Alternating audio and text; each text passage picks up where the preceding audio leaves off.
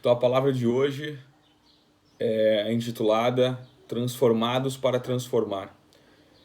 E para introduzir a palavra, eu vou começar lendo o que está em Romanos 12, versículo 2, que diz assim: E não vos conformeis com este século, mas transformai-vos pela renovação da vossa mente, para que experimenteis qual seja a boa, agradável e perfeita vontade de Deus. E já falar hoje sobre transformação, né, pessoal? Que transformação é essa? Que transformação que a gente tem que passar? Qual é a transformação que Deus espera nas nossas vidas, né? Ah, então vamos lá. Só um pouquinho.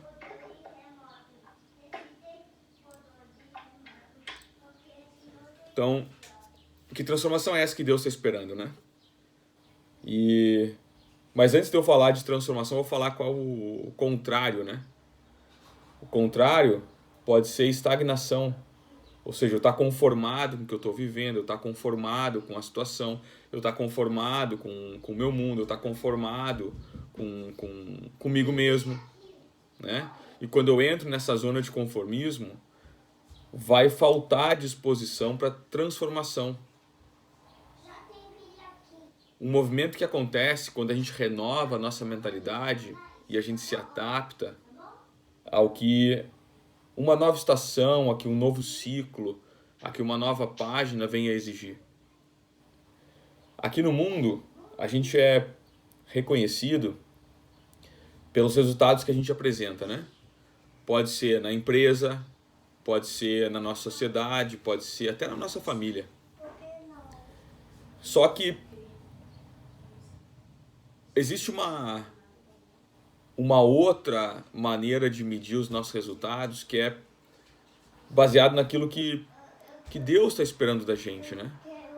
E para isso a gente precisa saber do potencial da nossa entrega. Que quando a gente se entrega de verdade para Deus, aí é determinado o poder de transformação na nossa vida. As pessoas que são realmente produtivas são aquelas que transformam adversidades em oportunidades, e é isso que Deus faz com a gente. Deus, ele transforma o nosso ser, com todos os nossos pecados e as nossas limitações, com toda a nossa falha de caráter, com todo o nosso histórico. Ele quer nos transformar em oportunidades para outras pessoas. O problema da nossa própria transformação é que com o tempo a gente foi criando e experimentando na vida decepções, frustrações, rejeições, dores, e tudo isso rouba o desejo, a predisposição para a transformação. A gente começa a ficar mais cauteloso, mais acomodado, evita risco, a gente se autopreserva, a gente se coloca uma armadura para nos proteger de todas essas possibilidades de sofrimentos, de emoções, frustrações, que nos remetem a coisas que a gente já viveu e a gente não quer viver mais. Assim, muitos acabam se tornando desmotivados, sem perspectiva, achando que não estão tendo a mesma oportunidade que todo mundo, ou que todo mundo está errado. E é engraçado que a gente tenta. Existem duas opções para mudar o que está à nossa volta. É a gente mudar a nós mesmos e mudar o mundo à nossa volta. E o que é engraçado é que a gente dá preferência para mudar o que é mais difícil. É mais difícil mudar o mundo à minha volta. Eu deveria começar primeiro mudando a mim, deixando a transformação alcançar a mim, deixando Deus transformar o meu ser, o meu eu. E aí depois a gente pode esperar que o mundo ao nosso redor venha a ser transformado também. A transformação do mundo ao nosso redor, ela pode sim começar na gente, ser uma expansão daquilo que Deus vem mudar na gente. A boa notícia disso é que a gente não precisa repetir os mesmos padrões de destruição que afetaram os nossos antepassados. A gente não precisa viver os mesmos ciclos de altos e baixos, as mesmas maldições que afligiram nossos antepassados. Muito pelo contrário, tudo isso Deus quer transformar em bênção. As dificuldades que a gente enfrentou no passado, elas podem, nas mãos de Deus, nos trazer ensinamento, conhecimento para mudar o nosso futuro. 2 Coríntios 3, versículo 18, diz assim: E todos nós, com o rosto desvendado, contemplando como por espelho a glória do Senhor, somos transformados de glória em glória na sua própria imagem, como pelo Senhor, o Espírito. Ao contemplar a glória de Deus, a gente é transformado por essas experiências. A gente vai se tornando pessoas mais parecidas com Ele. Eu nunca vou esquecer uma janta que eu tive com um médico, que a gente tem um excelente relacionamento. Ele é um médico cirurgião lá da minha cidade. E a gente estava jantando uma vez com a equipe do centro cirúrgico. E ele tinha um filho na época, o filho dele acho que tinha uns 7 anos. Chama Lucas o filho dele. E aí perguntaram para ele: doutor, mas o teu filho vai ter liberdade para escolher a profissão dele? E ele disse: o meu filho vai ter total liberdade para escolher entre as duas especialidades de oftalmologia. Então, como é comum, né, a gente vê em famílias que têm médicos, os filhos seguindo os passos dos pais, ou do pai ou da mãe, né? Se só um é médico, se os dois é médicos, como é comum, né?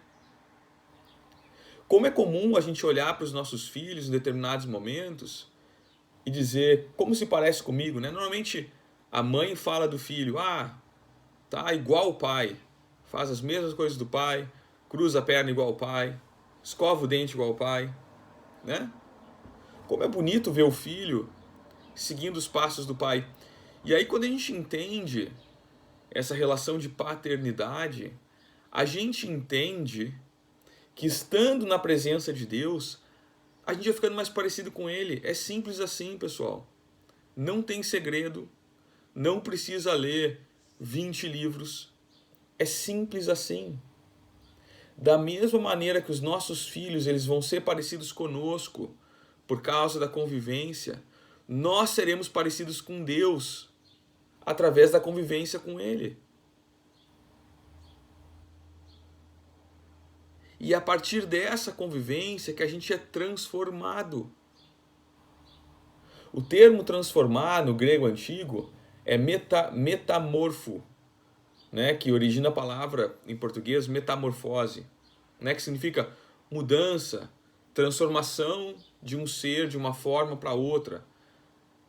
Esse é o processo pelo qual a gente passa ao se aproximar de Deus, é uma metamorfose. A gente era uma coisa e quando a gente começa a conviver com Deus, a gente vira outra coisa. Quando a gente contempla a glória dele, o nosso orgulho, a nossa prepotência derrete. A gente começa a se tornar autoconsciente da nossa própria pecaminosidade. Nos convence da nossa necessidade latente de perdão e nos atrai para um lugar próximo do coração de Deus. E isso nos completa como nada mais nesse mundo. E além de nos completar, isso vai despertar em nós o nosso propósito e a nossa missão. Com que propósito e para qual fim Deus nos fez parecidos com Ele? Vamos olhar lá para trás, vamos olhar lá para o início. O plano original de Deus previa que o primeiro casal, Adão e Eva, vivessem num perfeito relacionamento com Ele, por meio da sua descendência. E a descendência deles teria aprendido a se relacionar com Deus. E essa descendência, num relacionamento próximo com Deus, é que povoaria a terra. E a terra, então, seria uma reprodução do céu. Esse era o plano. O governo de Deus se expandiria em toda a sua beleza, perfeição. Só que com a queda, esse plano foi parcialmente comprometido. Aquilo que era para ser A réplica do céu aqui na terra foi contaminado pelo pecado e pelas nefastas consequências do pecado. Entretanto, pessoal, todas as vezes na história que o homem se voltou novamente a Deus e mais uma vez se submeteu ao governo de Deus, o resultado foi que o seu mundo se tornou um lugar mais parecido com o céu. A gente vê na história do povo judeu, do povo hebreu. A gente vê na nossa própria história. Quando a gente se entregou para Deus, como o nosso mundo melhorou, como tudo ficou mais azul, tudo ficou mais leve. Como a gente foi transformado. Ou seja, nós somos transformados com o propósito de transformar. Por quê? Porque Deus quer nos usar para transformar os outros. Olha o que está escrito em Mateus 28, 19 a 20. Ide, portanto, fazeis discípulos de todas as nações, batizando-os em nome do Pai, do Filho e do Espírito Santo, ensinando-os a guardar todas as coisas que vos tenho ordenado. Antes de Deus transformar algo, Ele transforma o homem. Imagina um lugar, dá uma viajada comigo agora, vamos tentar expandir a nossa imaginação, a nossa criatividade. Eu quero que vocês tentem de fato imaginar o seguinte comigo. Um lugar que é possuído por uma atmosfera tangível de paz, onde as pessoas são livres para pensar por si mesmas, para sonhar, para celebrar a vida. Um lugar onde a esperança é real e todos sabem que nada é impossível a Deus. Um lugar onde a prosperidade alcança a todos e não haja falta de nada. Além disso, haja criatividade, beleza. Você olha para todos os lados, o design de tudo é impressionante. Um lugar onde a natureza de Deus é vista nas coisas que as pessoas criam. Imagina, dentro essa viajada que eu estou dando com vocês aqui, imagina ter um governo que faça você se orgulhar de ser cidadão daquela nação. Você pode imaginar como seria ver as autoridades do planeta todo vindo para visitar o teu governante? Parece uma viagem, parece uma utopia, parece uma descrição do reino milenar de Cristo. Só que deixa eu falar para vocês, pessoal, tudo isso que eu dei uma viajada aqui, na verdade não foi uma viagem. Tudo isso existiu. Essa era a realidade de Jerusalém durante o reinado de Salomão. Salomão foi treinado por seu pai Davi para valorizar a presença de Deus como seu maior patrimônio. Todos os benefícios e bênçãos que vieram depois foram consequência desses ensinamentos. Tanto Salomão quanto Davi ilustram diferentes dimensões da intenção de Deus, diferentes aspectos da vida. Eles são complemento um perfeito do outro. Então por que Jerusalém e Israel se tornaram naqueles dias uma nação tão próspera e tão abençoada? Porque tanto Davi quanto Salomão, os dois reis, foram transformados por Deus para depois transformarem o seu mundo, a sua sociedade. Deus apareceu para Salomão num sonho, e naquele sonho ele tomou a decisão de mudar o rumo da sua vida, mudar o rumo de Israel. Ao acordar, ele percebeu que tinha tido um momento com Deus, no meio da noite. E isso a gente encontra lá em Cantares de Salomão, capítulo 5, versículo 2, que diz assim: eu dormia, mas o meu coração velava. Sabe, pessoal, às vezes a gente dorme, nosso corpo adormece porque está cansado, porque está com sono, mas nosso espírito não dorme. Enquanto a gente está dormindo, nosso espírito ele é capaz de se comunicar com Deus. Assim como ele fez com Salomão. Essa pode ser, por exemplo, uma forma dele se comunicar com a gente.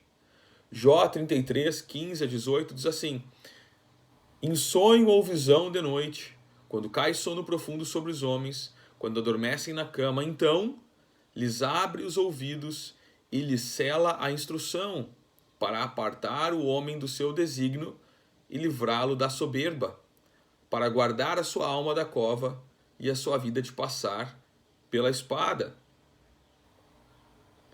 Jó estava dizendo que Deus pode usar os nossos sonhos para nos dar uma instrução, para nos ministrar, para reorganizar os nossos pensamentos.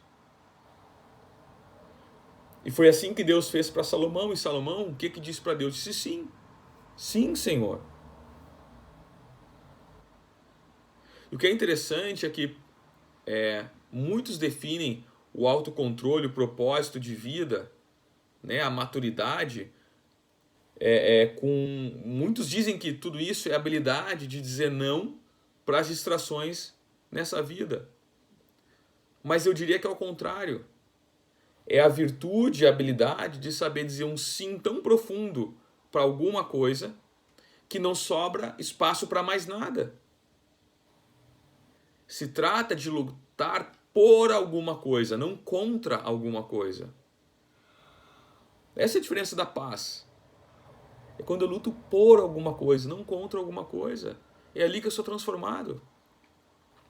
Se a gente diz sim para Deus e a gente nos compromete totalmente com Ele, não vai mais haver espaço nos nossos corações, por exemplo, para ídolos. Ídolos aqui, pessoal, pode ser qualquer coisa. Pode ser uma imagem, pode ser o dinheiro, pode ser o sexo, pode ser a droga, pode ser más companhias. Existem vários ídolos nas nossas vidas, que a gente se dedica, se devota a eles. E essa abordagem remove aquela ideia de que a gente tem que estar sempre lutando para manter o foco e manter as prioridades no lugar certo. Se a gente não estiver tão concentrado nos nossos próprios propósitos, então a gente vai entender que a gente é transformado com o objetivo de transformar. Nossos corações vão estar em chama pelo nosso destino. Nada vai ser capaz de roubar o nosso foco e nos distrair. E qualquer adversidade que venha confrontar a gente, certamente não vai ser forte o suficiente para fazer a gente desistir. Deus nos oferece oportunidades para que façamos escolhas. E o que Ele está esperando é que a gente escolha Ele de forma que todas as outras coisas se ofusquem. Apesar dos nossos defeitos, apesar das nossas limitações. Como no caso do Davi. Davi, vocês lembram dele, né? Ele entrou na primeira ação do exército, ainda era um menino. Ele se torna um rei, se torna um guerreiro, do guerreiro se torna um rei. Só que nessa jornada ele comete sim erros terríveis, como pai. Ele tinha problemas para confrontar os seus filhos a respeito dos pecados deles. Um dos filhos de Davi teve relações com as esposas de Davi diante do povo.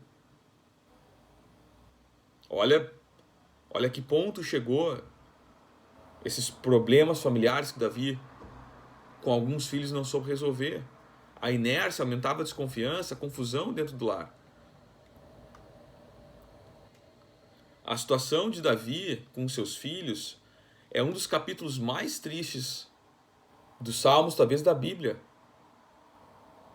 Só que, apesar de todos esses fracassos como pai, lembra que eu falei no início que as maldições, que as adversidades que a gente enfrentou na vida, elas podem virar bênção.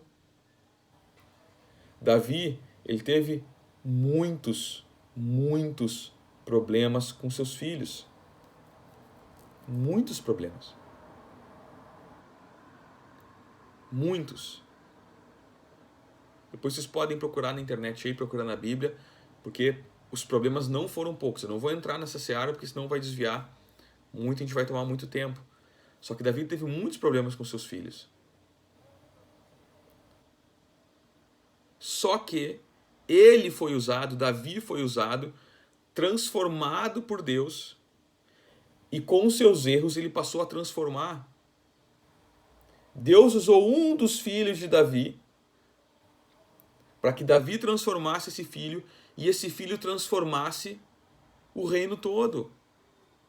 Isso significa que a gente pode ter sucesso em algumas áreas da nossa vida e fracassar em outras, mas ainda assim Deus nos ama e vai nos transformar e nos usar. Ele vai transformar maldições em bênçãos. Houve um período que Davi teve sucesso como pai, justamente com seu filho Salomão, que era filho do relacionamento dele com Batseba. Lembra? Eles começaram com adultério. Olha que loucura isso, lembra? Eu falei de maldições, falei de antepassados, falei de adversidades, falei de erros que a gente comete na nossa própria vida.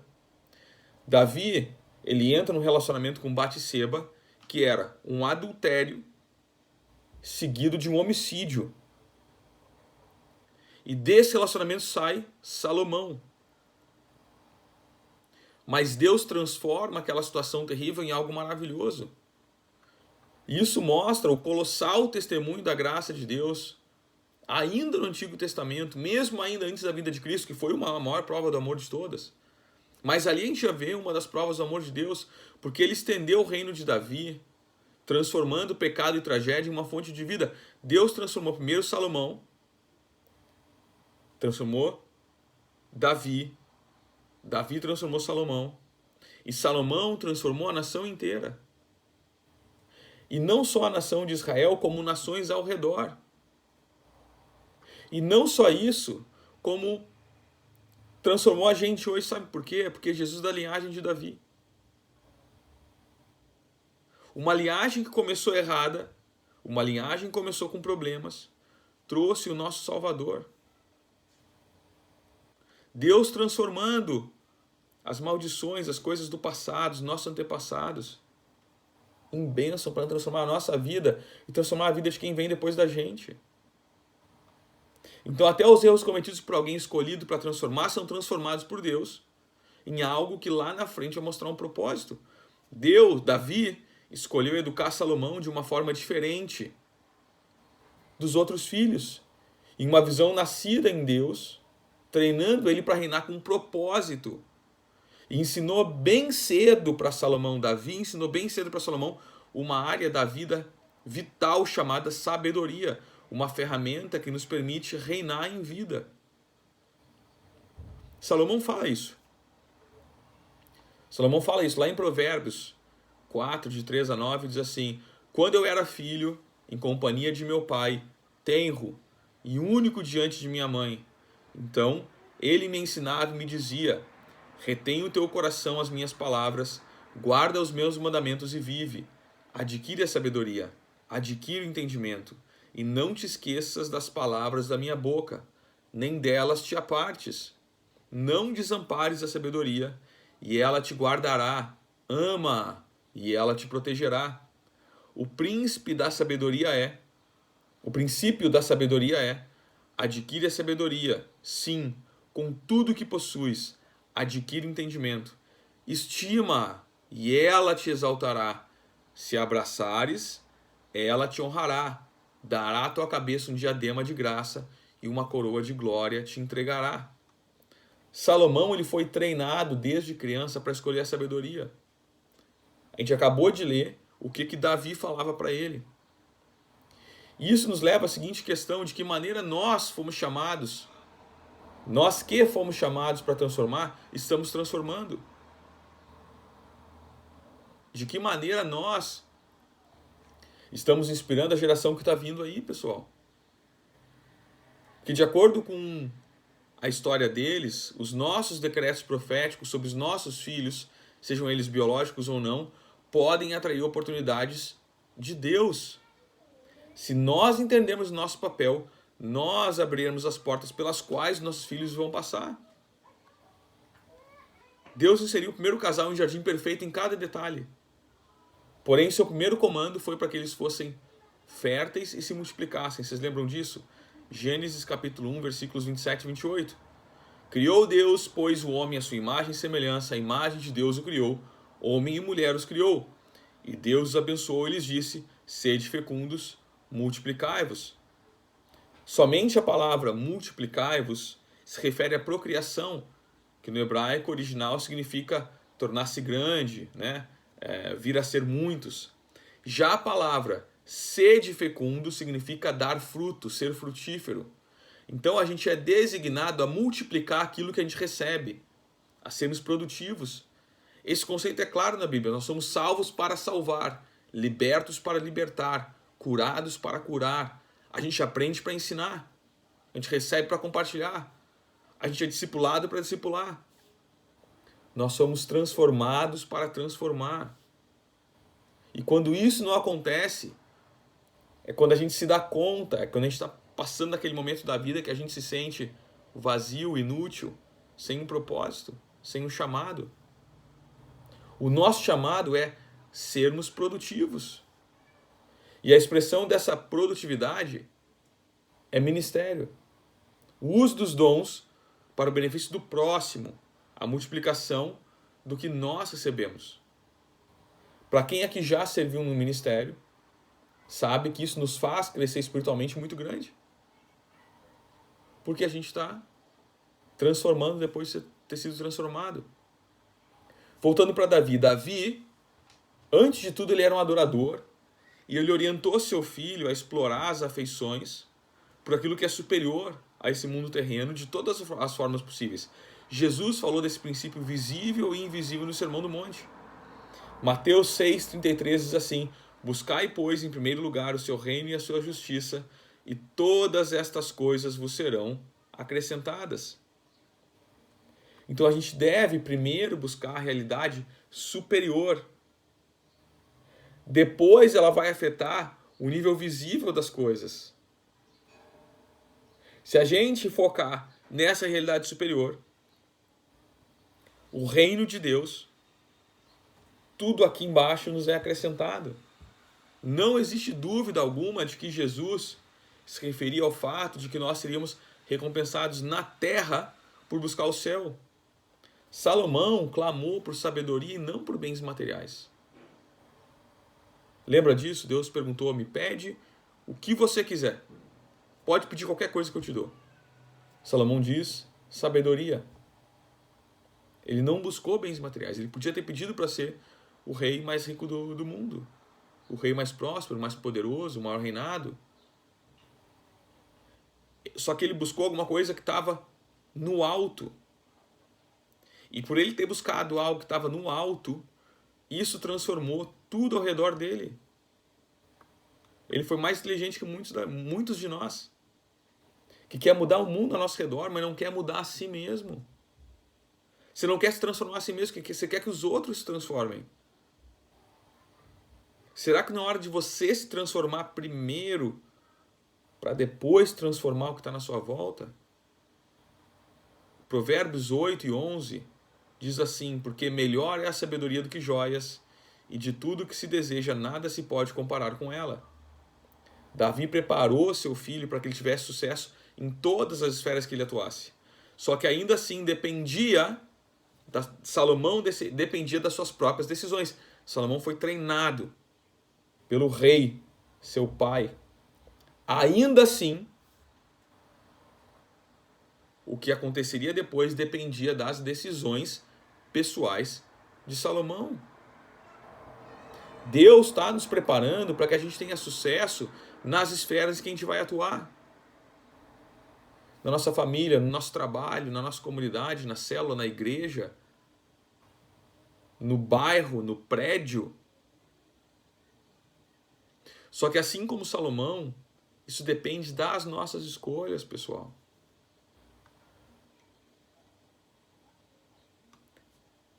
Acabei de falar, o Senhor aparece então em sonho para Salomão, oferece qualquer coisa.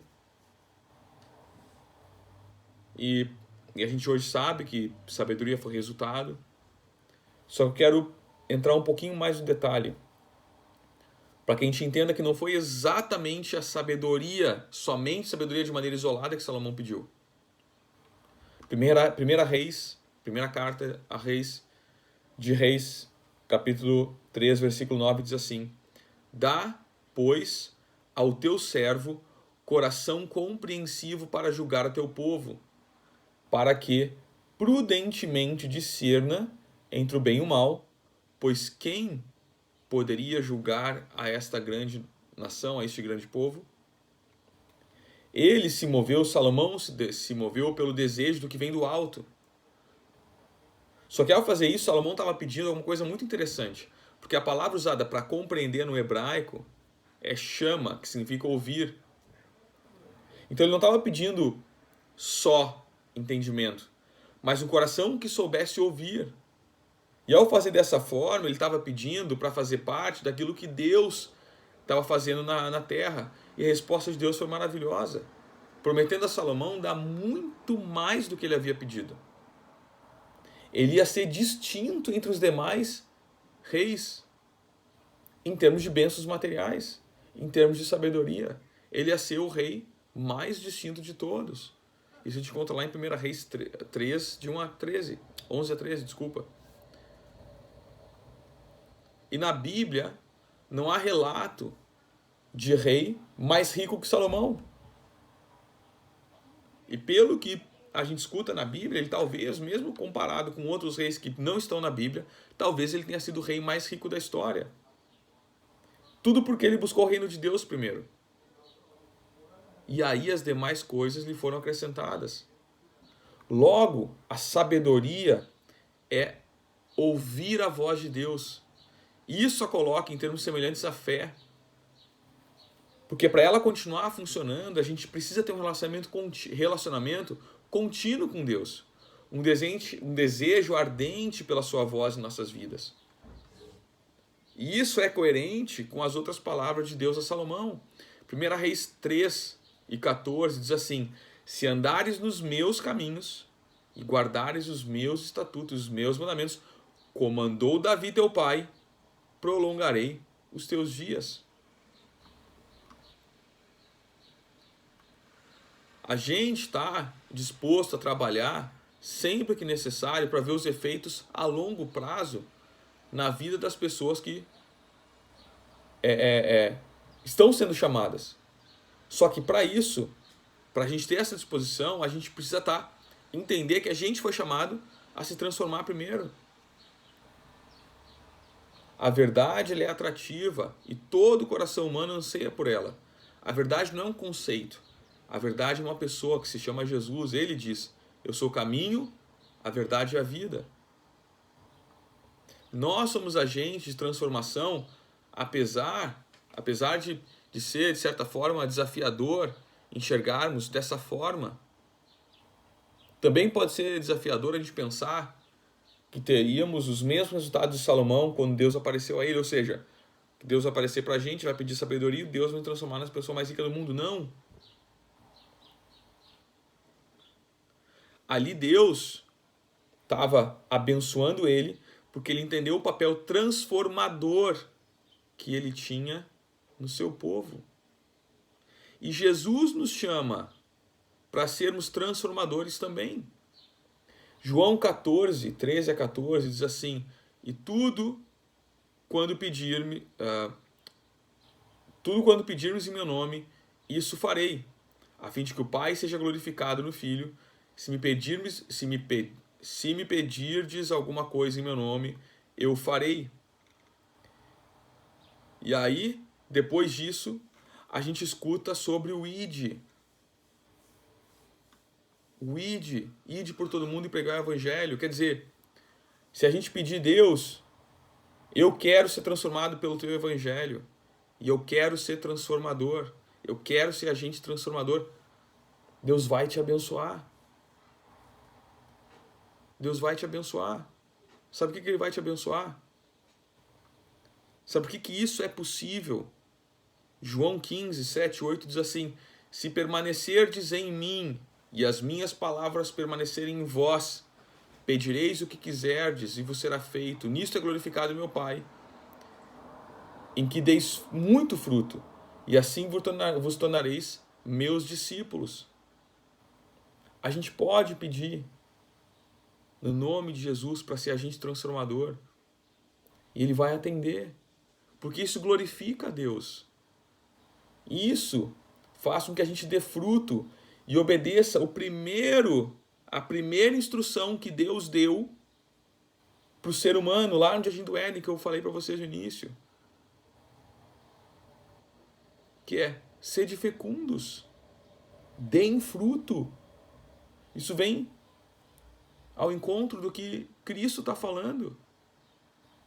Peçam mas peçam com sabedoria o que vocês querem. Hoje eu quero convidar vocês a pedirem para serem transformados, em primeiro lugar, em segundo lugar, se tornarem agentes transformadores. Deus vai atender o pedido. E aí você vai dar fruto. E aí você está alegrando o coração de Deus.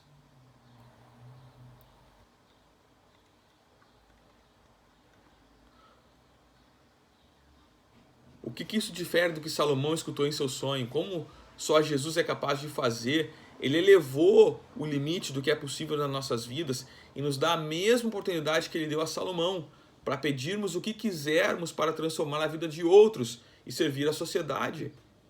Nossa experiência como filhos de Deus nos garante uma sabedoria ainda maior do que aquela que Salomão recebeu.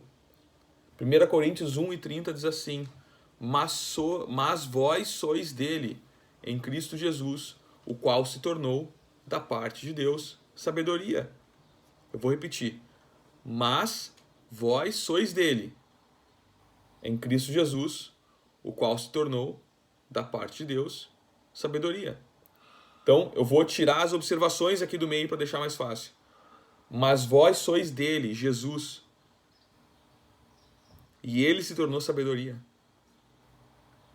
Salomão foi extremamente abençoado por Deus, mas a nós foi dado acesso a muito mais.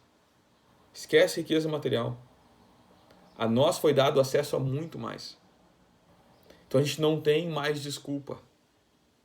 Se a gente quiser conseguir manter o foco e se a gente se entregar completamente para o propósito de Deus, nessa hora, mantendo o coração cheio de esperança e fé, pelos dias que estão por vir, então nada nos será impossível. Tudo na nossa vida e todos nós temos potencial para sermos transformados e sermos agentes transformadores. Amém?